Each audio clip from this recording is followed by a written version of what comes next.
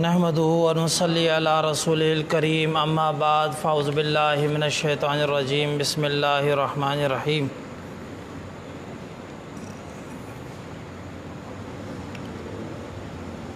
الف لام را تلک آیات الکتاب وقرآن مبین ربما یود الذین کفروا لو کانوا مسلمین ذرہم یأکلوا وَيَتَمَتَّعُوا وَيُلْهِهِمُ الْأَمَلُ فَسَوْفَ يَعْلَمُونَ وَمَا أَهْلَكْنَا مِنْ قَرْيَةٍ إِلَّا وَلَهَا كِتَابٌ مَعْلُومٌ مَا تَسْبِقُ مِنْ أُمَّةٍ أَجَلَهَا وَمَا يَسْتَأْخِرُونَ وَقَالُوا يَا أَيُّهَا الَّذِي نُزِّلَ عَلَيْهِ الذِّكْرُ إِنَّكَ لَمَجْنُونٌ لَوْ مَا تَأْتِينَا بِالْمَلَائِكَةِ إِن كُنتَ مِنَ الصَّادِقِينَ صدق اللہ العلی العظیم۔ معزز سامعین کرام، سپارہ 14 نمبر میں اللہ تبارک و تعالی نے سورہ ہجر، مکی صورت ہے، اس سپارے میں دو صورتیں بیان کی گئیں، ایک سورہ ہجر اور دوسرا سورہ نحل۔ دونوں مکی صورتیں ہیں، دونوں میں اللہ تبارک و تعالیٰ نے اپنی قدرت کو کھول کھول کر بیان کیا ہے۔ سورہ ہجر کا نام بھی ہجر اس لیے رکھا گیا کہ وادی ہجر جو مدینہ اور شام کے درمیان تھی اور اس میں قوم سمود آباد تھی۔ حضرت صالح علیہ السلام کی قوم تھی ہے اور وہ وہاں پر آباد تھی، اسی نسبت سے اس کا نام بھی ہجر رکھا گیا۔ زیادہ تر بات یہاں پر آخرت کی اور قرآن کی عظمت کی ہے۔ شروعات میں اللہ تبارک و تعالیٰ نے حروف مقطعات ذکر فرمائے اور اس کے بعد اللہ تعالیٰ نے فرمایا تلک آیات الکتاب، یہ اس عظیم کتاب کی آیات یا نشانیاں ہیں، وہ قرآن مبین یعنی قرآن جو روشن ہے۔ اب قرآن کا تعارف یہاں پر کروایا، آگے اللہ تبارک و تعالیٰ وہ باتیں فرما رہے ہیں جو انسان کو بغیر وحی کے پتہ ہی نہیں لگ سکتی۔ اللہ تبارک و تعالیٰ ان کافروں کا، ان منکرین کا تذکرہ کر رہے ہیں جو جہنم میں چلے جائیں گے اور وہاں پر وہ اپنی ایک خواہش ظاہر کریں گے۔ وہاں پر پہنچ گئے، عذاب دیکھ لیا، تکلیف دیکھ لی، تو اللہ کہتے ہیں ربما یود الذین کفروا لو کانوا مسلمین۔ اور اس وقت وہ کبھی کبھی جو بعض جو لوگ ہوں گے الذین کفروا، وہ خواہش کریں گے کاش کہ ہم مسلمان ہوتے۔ اتنے سخت عذاب، اتنی سخت تکلیفیں، اتنی سخت پریشانیاں،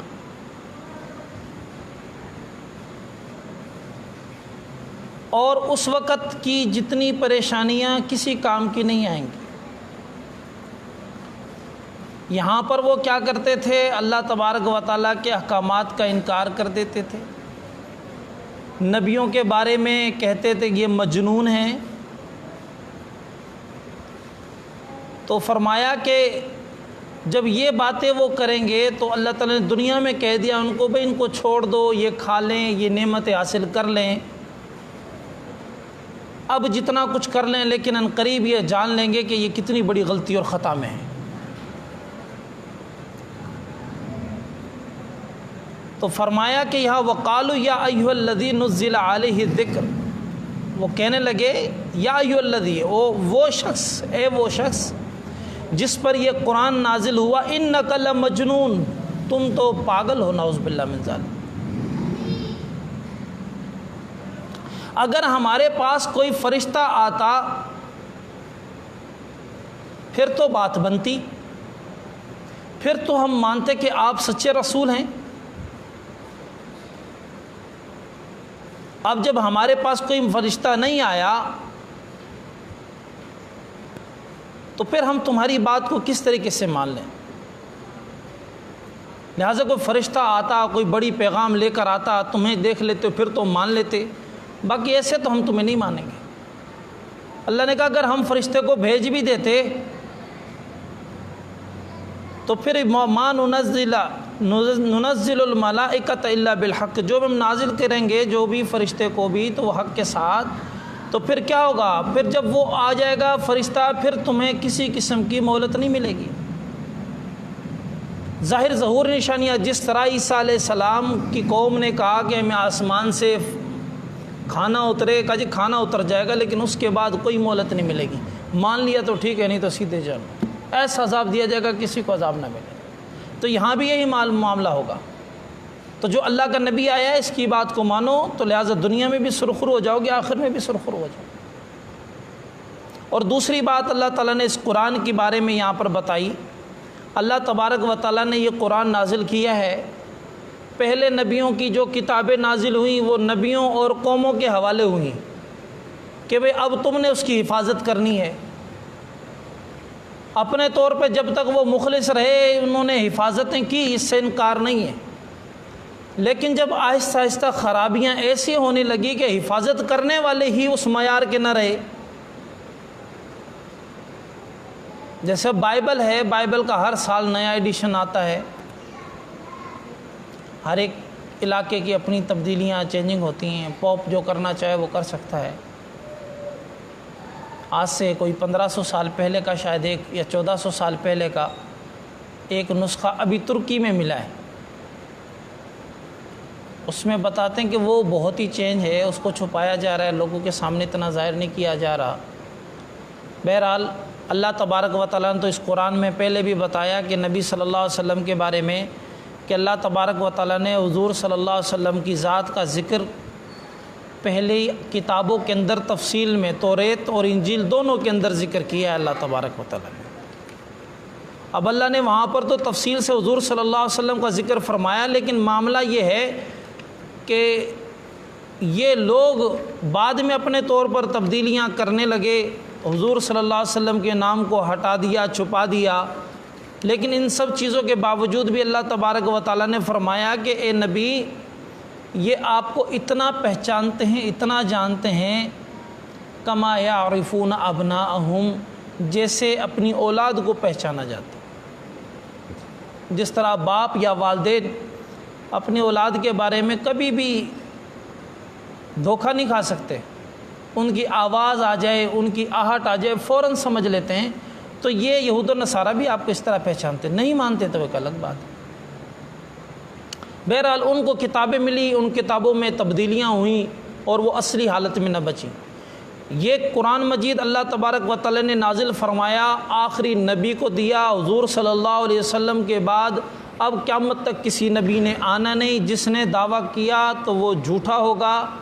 چاہے وہ کتنی کراماتیں لے کر آ جائے، چاہے وہ ہواؤں میں اڑتا پھرے، سمندروں پر تیرتا پھرے، مردوں کو زندہ کر دے،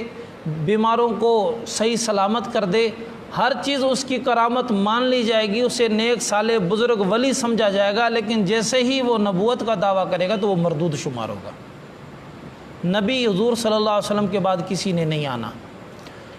اور یہ کتاب بھی ایسی کتاب ہے جو قیامت تک تمام انسانوں کی ہدایت کے لیے، جب قیامت تک کے آدمیوں کی ہدایت کے لیے اللہ نے اس کتاب کو نازل فرمایا ہے، تو پھر اللہ تبارک و تعالیٰ نے اس کی حفاظت کا ذمہ بھی خود لیا ہے۔ تو لہٰذا یہاں پر اللہ تبارک و تعالیٰ نے سورہ ہجر کی آیت نمبر 9 کے اندر اللہ تعالیٰ نے قرآن میں فرمایا اِنَّا نَحْنُ نَزَّلْنَا الذِّكْرَ وَإِنَّا لَهُ لَحَافِظُونَ، کہ ہم نے ہی اس ذکر کو، قرآن کو نازل فرمایا ہے اور ہم اس کی حفاظت کریں گے۔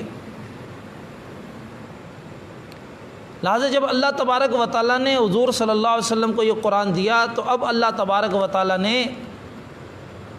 یہ اپنے ذمے لے لیا کہ اس کی حفاظت ہم کریں گے۔ اور یہ دوسری جگہ بھی آیت میں آتا ہے، جب حضور صلی اللہ علیہ وسلم پر قرآن نازل ہوتا تو حضور بار بار خود پڑھتے جلدی جلدی، تاکہ بار بار پڑھوں یاد ہو جائے، میں اس کو قسم کا رٹا لگا لوں۔ اللہ تبارک و تعالیٰ نے فرمایا لا تحرک بہ لسانک لتعجل بہ، آپ زبان کو جلدی جلدی حرکت نہ دیں تاکہ تھوڑا جلدی کر لیں، یاد ہو جائے۔ انا علینا جمعہ و قرآنہ، ہمارے ذمے آپ تک پہنچا کر پورا سینے میں جمع کرنا بھی ہمارے ذمے ہے، اور آپ کی زبان سے کہلوانا بھی ہمارے ذمے ہے۔ تو لہٰذا اللہ تبارک و تعالیٰ نے یہ ساری نعمتیں اپنے ذمے لگائیں،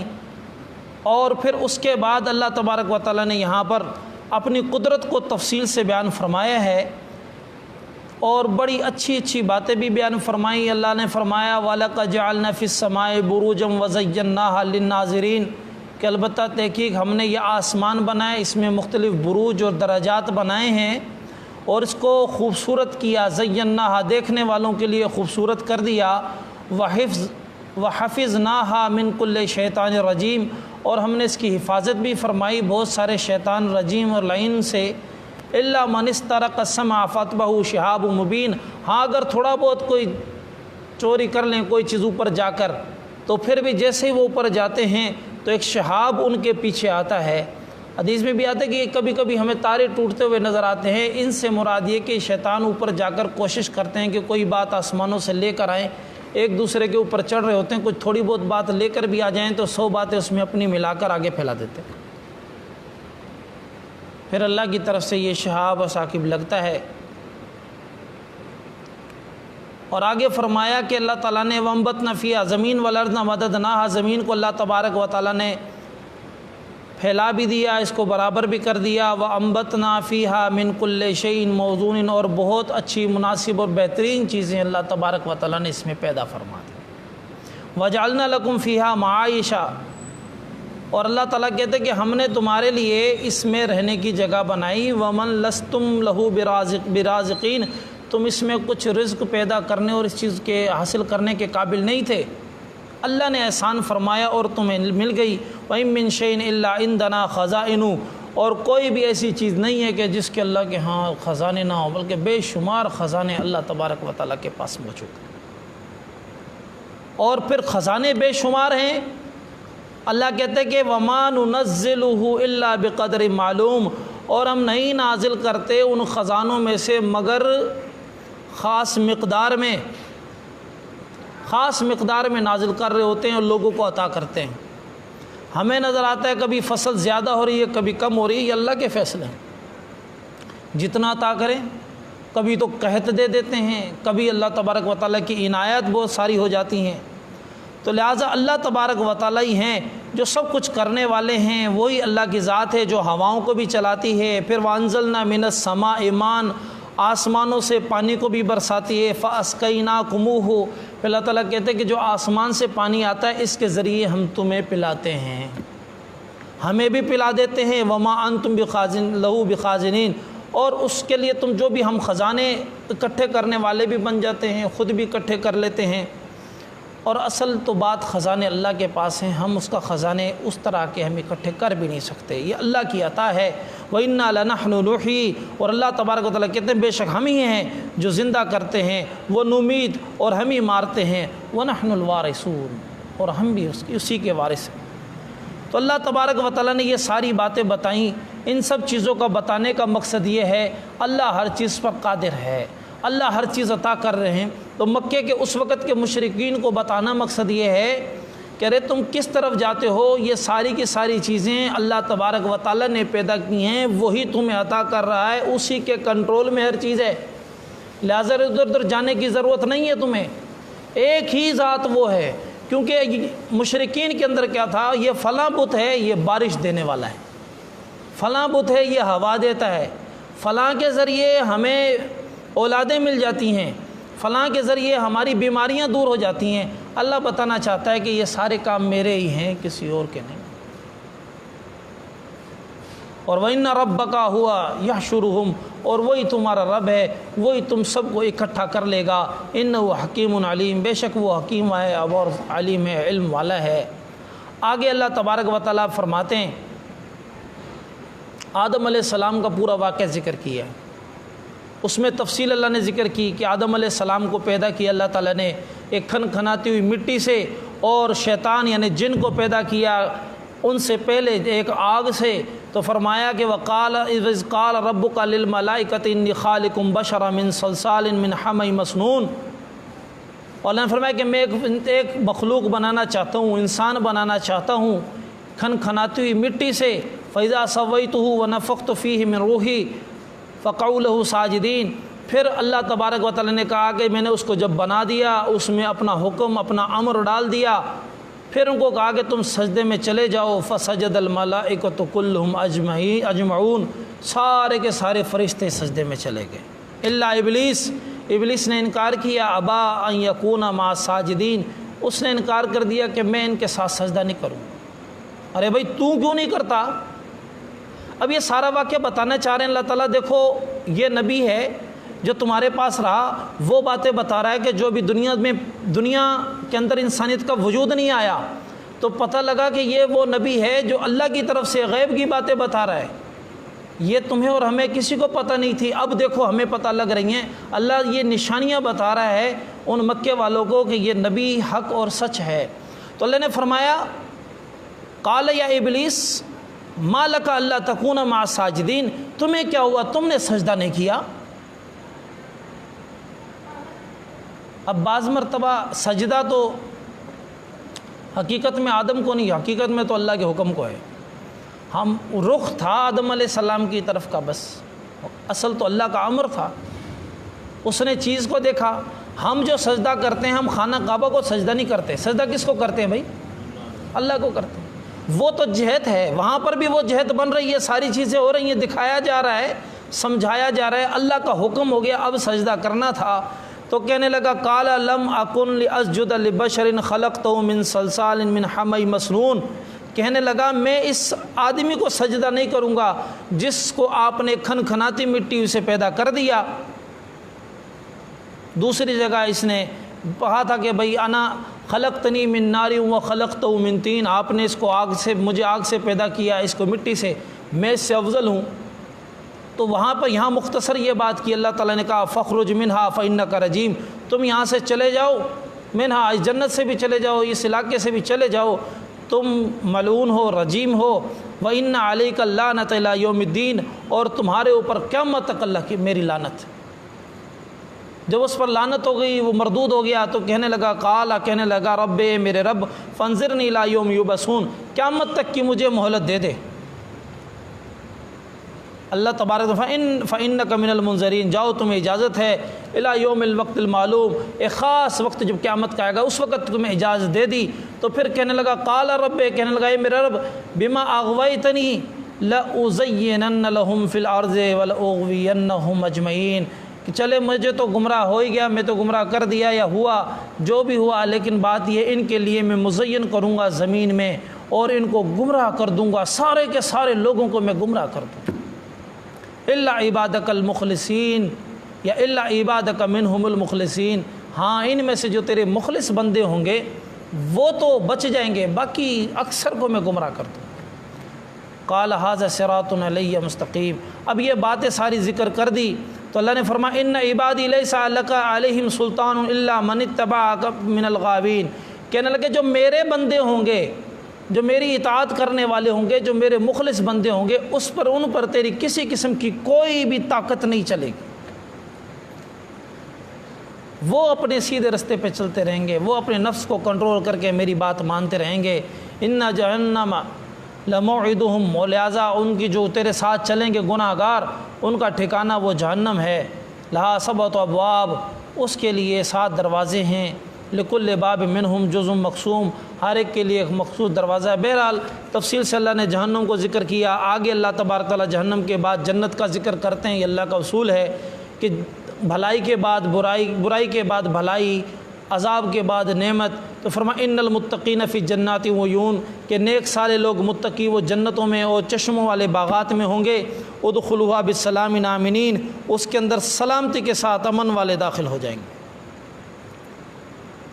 تو یہاں پر ساری نہ کوئی تکلیف لامسہم فیہا نصب، کوئی تکلیف مشقت نہیں ہوگی، وما ہم منہا بمخرجین، ان کو وہاں سے نہیں نکالا جائے گا۔ اب یہ ساری نعمت اللہ تبارک و تعالیٰ نے ان کو بتا دی۔ اب سب چیزیں بتانے کے بعد اللہ نے کہا دیکھو اب تمہارے پاس رستہ ہے، جنت والے میں چلے جاؤ یا جہنم والے میں چلے جاؤ۔ تو لہٰذا آدم علیہ السلام کا واقعہ پورا بیان کرنے کے بعد اللہ نے کہہ دیا کہ یہ جنگ وہاں سے شروع ہوئی ہے۔ انسان تو سوچ میں رہے، تو غور کر لے،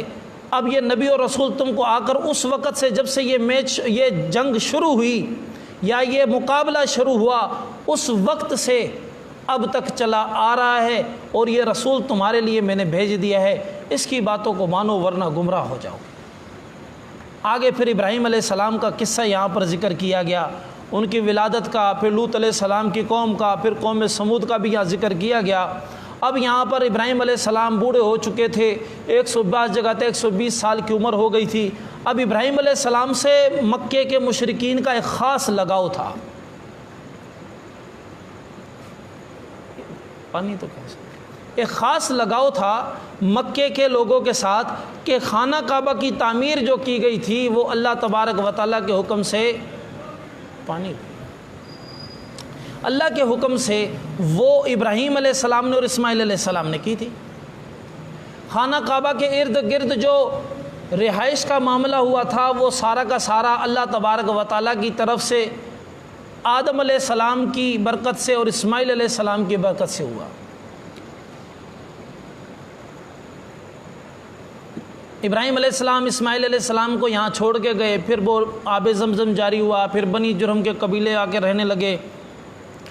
تو ابراہیم علیہ السلام کو ہر ایک بڑا عزت اور احترام والا سمجھتے تھے۔ خانہ کعبہ میں جو سب سے بڑا بت رکھا ہوا تھا وہ ابراہیم علیہ السلام کا تھا، اسماعیل علیہ السلام کا تھوڑا سا چھوٹا بت تھا، تو لہٰذا ان کا اب یہاں پر اللہ تبارک و تعالیٰ ان ابراہیم علیہ السلام کا واقعہ سمجھا کر ان کو بتانا چاہ رہے ہیں کہ دیکھو یہ تمہارے نبی تمہیں کتنی باریک باتیں بتا رہے ہیں۔ واقعہ کچھ یہ ہوا کہ ابراہیم علیہ السلام ساری زندگی دعا کرتے رہے، اللہ مجھے کوئی بیٹا دے دے، ایسا بیٹا جو میرے شریعت کا اور ساری چیزوں کا وارث بن جائے۔ تو 120 سال گزر گئے، اولاد نہیں ہوئی۔ تو یہاں پر اللہ تعالیٰ بتانا چاہ رہے ہیں کہ لوط علیہ السلام کی قوم نافرمان بن چکی تھی، وہ بات نہیں مان رہی تھی۔ اللہ تبارک و تعالیٰ نے لوط علیہ السلام کے پاس فرشتوں کو بھیجنے کا ارادہ فرما لیا، اور ان فرشتوں کو پہلے کہہ دیا کہ جاؤ ابراہیم علیہ السلام کو بیٹے کی خوشخبری بھی دے دو۔ جب یہ بات ہوئی تو وہ مہمان بن کر گئے ابراہیم علیہ السلام کے پاس، مہمان بن کر گئے، ان سے سلام دعائی، وہ بیٹھ گئے۔ ابراہیم علیہ السلام نے دیکھا اللہ کے مہمان ہیں، میرے مہمان ہیں، تو فوراً گئے، جا کر ایک جانور ذبح کیا، اور ذبح کر کے بنا کر پکا کر لے کر آئے، اور وہ کہنے کی کھاؤ، تو وہ کہنے کہ ہم تو نہیں کھاتے۔ اس وقت کا رواج تھا کہ دشمن کا تو کبھی نہیں کھاتے تھے، تو وہ خوف کھانے لگے کہ بھئی کیا معاملہ ہے، میرا کچھ کھا نہیں رہے، تو گیا کہ میرا کچھ نقصان کرنے آئے، کھا جو نہیں رہے میرے پاس۔ تو وہ کہنے لگے فقالوا سلامن، انہوں نے سلام کیا، پھر کہنے لگے قال ان منکم وجلون، تو پھر قالوا لا توجل، کے ڈرنے کی ضرورت بھی نہیں ہے، ان نبشرک بغلام علیم،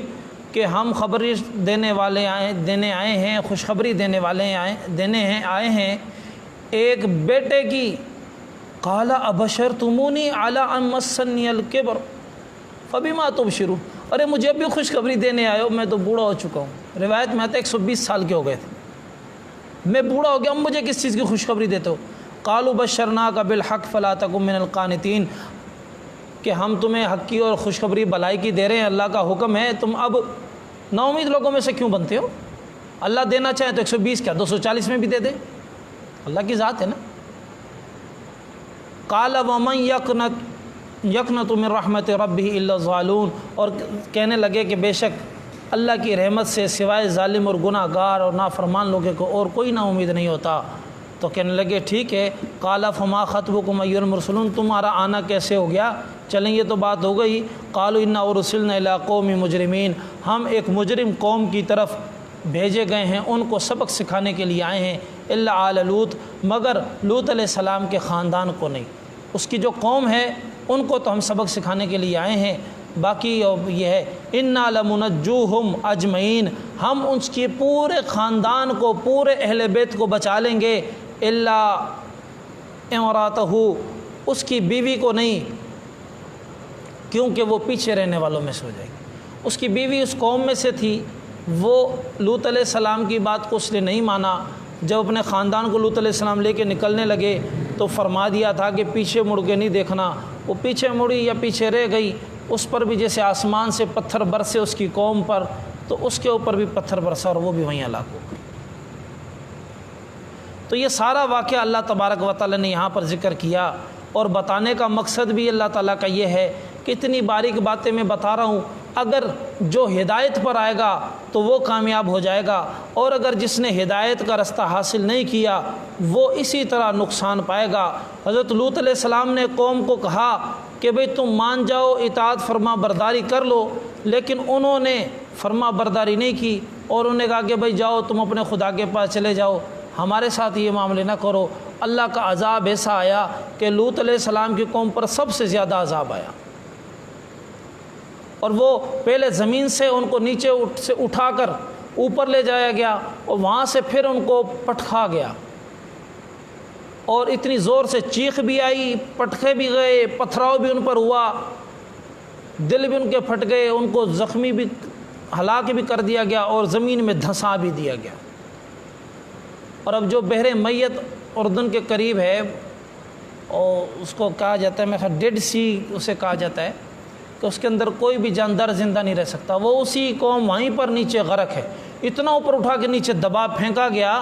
کہ وہ بعض جگہ آتا ہے کہ 80 میٹر یا 100 میٹر یا اس سے بھی زیادہ کی وہ پورا کا پورا سمندر بن گیا، اور ایسا بن گیا کہ اس کے اندر کوئی جاندار بھی زندہ نہیں رہ سکتا، اور اتنی نمک کی تعداد اس میں زیادہ ہے کہ اس میں اگر کوئی آدمی جا کر چھلانگ بھی مار دے تو وہ ڈوبے گا ہی نہیں، اس میں ڈوبتا ہی نہیں ہے انسان۔ عبرت کے طور پر آج تک وہاں پر یہ بتا دیا گیا۔ تو بات یہ بتائی گئی کہ یہ لوگ اس طریقے سے ناکام ہوتے گئے، اللہ کی باتوں کو نہیں مانا۔ یوں ہی حضرت قوم سمود تھی، حضرت صالح علیہ السلام کی قوم، ان کو کہا کہ بھئی تم اللہ کے نبی کی بات کو مان لو، کہنے لگے کہ نہیں ہم نہیں مانتے، ہم ایک بات پر مانیں گے۔ بھئی کیسے مان لو گے؟ تو ہم اس طرح مان لیں گے کہ آپ یہ سامنے سے اونٹنی، پہاڑ سے اونٹنی نکلے، پہاڑ سے نکلے اونٹنی نکلے، اور اونٹنی بھی حاملہ ہو، وہ باہر آ کر بچے دے دے، اگر اس طرح کر لے گی تو ہم مان جائیں گے اور ہم قبول کر لیں گے اسلام۔ چلو بھئی، انہوں نے اللہ سے دعا کی، اللہ تبارک و تعالیٰ نے وہاں سے اونٹنی نکالی، اونٹنی نکل آئی، اس نے بچہ دے دیا، لیکن وہ پھر بھی نہ مانے۔ بڑے اچھے پہاڑوں میں درخت بناتے، وہ گھر بناتے تھے، لیکن انہوں نے بات کو نہیں مانا۔ جب بات کو نہیں مانا تو اللہ تبارک و تعالیٰ نے ساری جب یہ کوشش کر چکے تو اللہ تبارک و تعالیٰ نے ایک چیخ دی۔ حالانکہ ان ظالموں نے کیا کیا، وہ اونٹنی اچھا خاصا دودھ بھی دیتی تھی، پانی پیتی تھی، لیکن دودھ بھی ان کو دیتی تھی۔ انہوں نے ظالموں نے چند 8-9 لوگ اٹھے، اور 30ویں پارے میں اس کا تفصیل سے ذکر ہے کہ وہ اٹھے اور انہوں نے جا کر اس اونٹنی کو ذبح کر اس کو قتل کر دیا۔ جب اس کو قتل کر دیا تو اللہ تبارک و تعالیٰ کا عذاب آیا، اور فرشتے نے ایک زور سے چیخ ماری، اور ان کے کلیجے پھٹ گئے، اور وہ وہیں ہلاک ہو گئے۔ تو اس طریقے سے اللہ نے بتایا کہ مومنوں تمہارے لیے یہ، اور مکے کے لوگوں، اگر اللہ کے نبی کی بات کو مان لو گے تو پھر تمہارے لیے خیر اور عافیت ہے، اور اگر نہیں مانو گے تو جس طرح پہلے لوگ ہلاک ہو چکے تم بھی اسی طرح ہلاک ہو جاؤ۔ آگے جو صورت بیان کی، سورہ نحل، جسے نحل کے معنی ہے شہد کی مکھی، یہاں پر اللہ تعالیٰ نے شہد کی مکھی کے بارے میں ذکر کیا ہے، اور اس کے حالات اور احوال بھی ذکر کیے ہیں۔ شہد کی مکھی کے بارے میں اللہ تعالیٰ نے ذکر کرنے کے بعد اللہ تعالیٰ بتاتے ہیں یہاں پر کہ یہ مکھی اللہ تعالیٰ نے ایسی کمال کی بنائی ہے کہ ہزاروں کی تعداد میں ہوتی ہیں، اور ایک ایک جو چھتہ بنایا جاتا ہے 20 سے 30 ہزار اس میں ہوتی ہیں۔ مختلف ان کے ڈپارٹمنٹ اللہ تعالیٰ نے قدرتی طور پر بنائے ہوئے ہیں، کچھ چھتے کو بنانے والی ہوتی ہیں، کچھ فضلے کو ایک طرف کرنے والی ہوتی ہیں، کچھ جو ہے وہ میٹھا شہد کو لے کر جمانے والی ہوتی ہیں، کچھ وہ چوکیداریاں کر رہی ہوتی ہیں، کچھ جا کر گھومتی ہیں، سگنل دیکھ رہی ہوتی ہیں کہ کہاں پر یہ میٹھا اور شہد موجود ہے، پھر وہ اشارے نشانیاں لے کر آتی ہیں، پھر وہ آگے جاتی ہیں ان کو بتاتی ہیں، پھر وہ ساری کی ساری زیادہ مقدار میں پہنچتی ہیں، اور وہاں سے شہد لے کر واپس وہاں پہنچ رہی ہوتی ہیں۔ اور جب اندر جاتی ہیں تو وہ بھی چیک ہوتا ہے، اگر کوئی اچھا اور صاف شہد لے کر آئیں تو ٹھیک ہے، ورنہ اگر کوئی زہریلی چیز لے کر آئیں تو اس کی کم از کم سزا یہ ہے کہ اس کو ادھر ہی مار دیتے ہیں یا پر کاٹ دیتے ہیں۔ آپ کبھی جائیے گا جو شہد کی مکھی کا چھاتا وغیرہ لگا ہوا ہو تو نیچے دیکھیں گے بہت ساری مکھیاں یا تو مری ہوئی ہوں گی یا ان کی پر کٹی ہوں گی، یوں ہلکا ہلکا تیز تیز گھوم رہی ہوں گی، اڑ نہ سکیں گی۔ اس قدر سختی سے ان کا نظام ہوتا ہے، سارے طریقے سے وہ بنا رہی ہوتی ہیں۔ اللہ تبارک و تعالیٰ کہتے ہیں کہ یہ ساری چیزیں ہم نے ہی ان کو سکھائی ہیں اور ان کو یہ رستے بتلائے ہیں، اور وہی اللہ کے بتائے ہوئے رستے پر یہ ساری چیزیں کرتی ہیں۔ جب یہ اللہ تبارک و تعالیٰ نے ان کو یہ سارے رستے اور یہ ساری چیزیں بتائی ہیں، اس کا بتانے کا مقصد ہمیں بھی یہ ہے کہ اللہ تبارک و تعالیٰ جب ان کو یہ ساری خیر کی باتیں بتا کر وہ اس پر وہ خود عمل کر رہی ہیں، تو انسان تجھے میں نے اتنا کھول کھول کر رستے بتلا دیے ہیں، اب تو کیوں اس رستے پر چلتا؟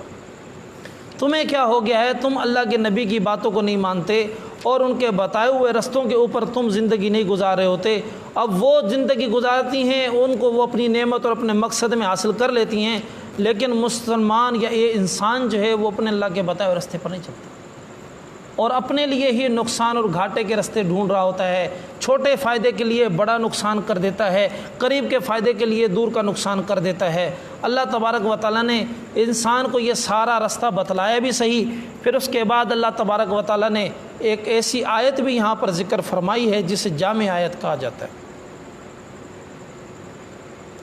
ایسی جامع آیت ہے کہ جس کے بڑے بڑے لوگ جو ہیں وہ سن کر اس سے متاثر ہو۔ وہ آپ کے سامنے آج میں پڑھتا ہوں۔ عموماً حضرت عمر بن عبدالعزیز رحمۃ اللہ علیہ نے تو ہر خطبے میں نا حکم کر دیا تھا کہ یہ آیت تم نے وہاں پر پڑھنی ہے۔ ان اللہ یامر بالعدل والاحسان وایتاء ذی القربی وینہی عن الفحشاء والمنکر والبغی یعظکم لعلکم تذکرون۔ آگے بھی دوسری اور باتیں بھی ذکر کی، لیکن یہ آیت جو ہے بہت جامع آیت ہے۔ بے شک اللہ تبارک و تعالیٰ حکم کرتا ہے کہ عدل اور انصاف کرو، والاحسان، یعنی جب معاملے کر رہے ہو تو برابری کے کر لو۔ اس کے آگے فرمایا احسان کا بھی اللہ حکم کرتے ہیں، برابری میں ایک دوسرے کو دے دیا تو تھوڑا سا زیادہ کر کے دے دو۔ وایتاء ذی القربی، اور رشتہ داروں کو بھی عطا کرنے کا اللہ حکم دیتے ہیں۔ وینہی عن، اب یہ تین چیزیں جس کو دینا ہے، اگر حساب کتاب برابری پر بھی دے دو، تھوڑا سا بڑھا کر بھی دے دو، اور اڑوس پڑوس میں جو اپنے رشتہ دار ہیں ان کو بھی عطا کرو۔ جب اللہ نے مجھے دے دیا ہے، اپنا مال دے دیا ہے، تو اپنی ضروریات کے بعد اور اپنی بچت کرنے کے بعد بھی جو مجھے مل جائے اس میں تقسیم کر دوں، تو میرے خیال سے شاید ہی معاشرے میں کوئی نفرت پھیلے۔ معاشرے میں نفرت جب پھیلتی ہے جب دوسرے کا حق کھا لیا جائے، اور جب ہم اسی معاشرے میں، ہمارے دنیا کے اندر کتنے ایسے بزنس مین ہیں کہ جن کی فیکٹریوں میں کام کرنے والے لوگ ان سے اتنے خوش ہیں کہ شاید اپنے ماں باپ سے بھی کبھی خوش ہوں۔ وہ ان کو نوکریوں کی تنخواہیں تو دیتے ہیں، اس کے علاوہ صدقہ خیرات بھی اپنی انہی کو دے رہے ہوتے ہیں۔ منافع میں اگر ہمیں ان کو اگر 1000 منافع ہو گیا ہے تو وہ 200 اپنے پاس رکھ لیں گے، باقی 801 اور جو زیادہ وہ بونس کے طور پہ ان کو دے دیتے ہیں۔ اب اتنا خوش وہ ان کو رکھ رہے ہوتے ہیں۔ تو یہی اللہ بتانا چاہ رہے ہیں، عدل تو یہ ہے کہ نوکری کی تنخواہ دے دی جائے، احسان یہ تھوڑا اور بڑھا کر دے دیا جائے۔ وایتاء ذی القربی میں یہ ہے کہ جو تمہارے ساتھ کام وام کرتے بھی نہ ہوں، اپنے جاننے والے رشتہ دار اڑوس پڑوس کے ہوں، ان کو بھی عطا کر دیا جائے۔ اور فرمایا وینہی عن الفحشاء والمنکر، اور تمہیں روکتے ہیں بے حیائی سے اور نافرمانی سے، والبغی، اور بغاوت سے، سرکشی سے۔ ایک تو فحاشی، یہ خطرناک چیزیں معاشرے کو تباہ و برباد کر دیتی ہے۔ حدیث میں آتا ہے اذا فاتک الحیا ففعل ما شئت، جب تیری حیا ختم ہو جائے تو تیری مرضی ہے، جو کچھ کر، اب کچھ بچا ہی نہیں۔ تو شرم اور حیا بڑی چیز ہے، وہ گفتگو میں بھی ہوتی ہے، کپڑے میں پہننے میں بھی ہوتی ہے، چلنے میں بھی ہوتی ہے، ہر چیز میں ہی ہوتی ہے۔ اس پر کبھی تفصیل سے بات کریں گے، حیا کہتے کس کو ہیں اور حیا کی قسمیں کتنی ہیں۔ آگے فرمایا اور نافرمانی سے بچ جاؤ، اور بغی یعنی سرکشی سے بچ جاؤ۔ سرکشی اتنی خطرناک چیز ہے کہ جس سے بچنا اور جس کی معافی بڑی مشکل سے ہوتی۔ اللہ تعالیٰ فرماتے ہیں یعظکم لعلکم تذکرون، ہم تمہیں نصیحت کرتے ہیں تاکہ تم نصیحت حاصل کر لو۔ وَأَوْفُوا بِعَهْدِ اللَّهِ، اور اللہ تعالیٰ کے وعدے کو پورا کرو، اذا عاہدتم، جب تم ان سے اللہ تعالیٰ سے وعدہ کرو۔ وَلَا تَنقُضُوا الْأَيْمَانَ بَعْدَ تَوْکِیدِهَا، اپنی قسم پوری کرنے کے بعد، جب قسم تم نے کر لی پکی ہو گئی اس کے بعد اس کو توڑو نہ۔ لہٰذا جب تم نے یہ کر لیا اللہ تعالیٰ کو تم وکیل بنا دیتے ہو تو چیزوں کو پورا کیا کرو۔ ان اللہ یعلم ما تفعلون، بے شک اللہ تبارک و تعالیٰ جانتا ہے جو کچھ بھی تم کرتے ہو۔ تو یہ اللہ تعالیٰ کے احکامات یہاں پر بیان کیے گئے، اور بھی تفصیل سے احکامات بیان کیے گئے ہیں جن کا مقصد یہی تھا کہ انسان اللہ تبارک و تعالیٰ کے احکامات کو مانے، ان کے حکموں پر چلے، اور جب انسان یہ کرتا ہے تو اللہ تبارک و تعالیٰ ان کے ساتھ خیر اور عافیت کا معاملہ بھی فرما دیتے ہیں۔ اور آگے اللہ نے فرمایا لَإِن صَبَرْتُمْ لَهُوَ خَيْرٌ لِلصَّابِرِينَ، اگر دنیا میں تکلیفیں پریشانیاں پہنچ رہی ہوں تم صبر کر لو تو یہ صبر کرنے والوں کے لیے بہت اچھا ہے۔ وَاصْبِرْ وَمَا صَبْرُكَ إِلَّا بِاللَّهِ، اور اگر تم صبر کرو گے تو یہ صبر تمہارا اللہ کے ساتھ،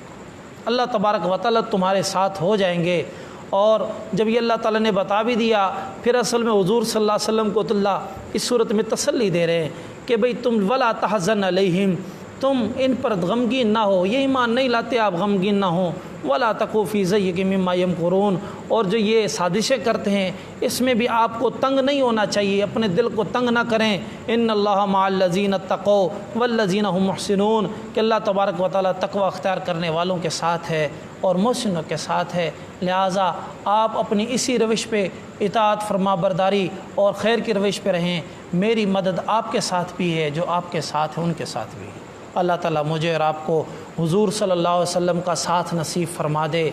اور حضور صلی اللہ علیہ وسلم کے ساتھ چلنے والوں کا ساتھ بھی نصیب فرما دے۔ اصل نجات کا یہی قافلہ ہے جو حضور صلی اللہ علیہ وسلم کے دور سے چلا تھا اور انشاءاللہ قیامت تک چلتا رہے گا۔ اللہ تعالیٰ مجھے اور آپ کو عمل کی توفیق عطا فرمائے۔ الحمدللہ رب العالمین والعاقبۃ للمتقین والصلاۃ والسلام علی خیر خلقہ محمد وعلی اصحابہ اجمعین۔ ربنا ظلمنا انفسنا وان لم تغفر لنا وترحمنا لنکونن من الخاسرین۔ یا اللہ ہمارے گناہوں کو معاف فرما، کمی کوتاہیوں کو معاف فرما، اے اللہ ہدایت کے فیصلے فرما، اے اللہ تقوی اور پرہیزگاری نصیب فرما، قرآن کا ذوق اور شوق نصیب فرما، اپنے آگے جھکنے والا بنا، اپنے آگے رونے والا بنا، اپنے آگے مانگنے والا بنا۔ اے اللہ اسلام کی زندگی نصیب فرما، ایمان کی موت نصیب فرما۔ اے اللہ موت کی سختیوں سے بچا، اے اللہ قبر کی سختیوں سے بچا، اے اللہ